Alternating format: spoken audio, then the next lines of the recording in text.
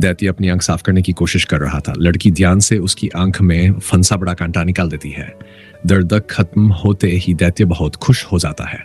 जब उसे पता चलता है कि लड़की चुड़ैल के किले तक आना चाहती है तो वह तुरंत उसकी मदद करने के लिए तैयार हो जाता है, क्योंकि चुड़ैल ने ही उसकी आंख घायल की थी।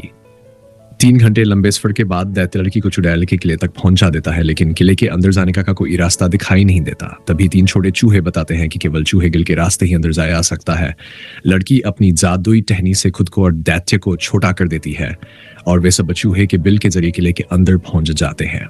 किले के अंदर एक खतरनाक काली बिल्ली पहरा दे रही थी। लड़की चुपके चुपके आगे बढ़ती है और आखिरकार अपने भाई को ढूंढ लेती है। वह तुरंत अपने भाई को भी छोटा कर देती है ताकि वे आसानी से भाग सकें। लेकिन तभी गलती से दैत्य एक अलमारी सेट करा जाता है और वहां रखा बर्तन गिरकर जोर से टूट जाता है।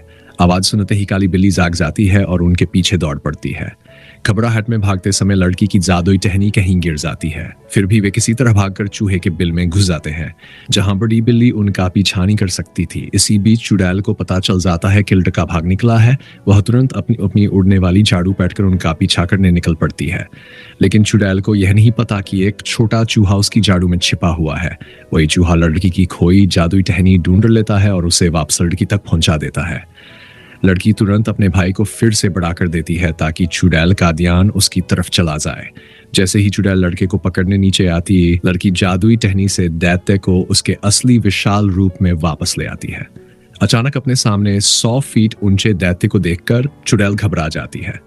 वह आग के गोले और बिजली जैसी खतरनाक जादुई शक्तियों से हमला करती है, लेकिन दैत्य हर हमले का सामना कर लेता है।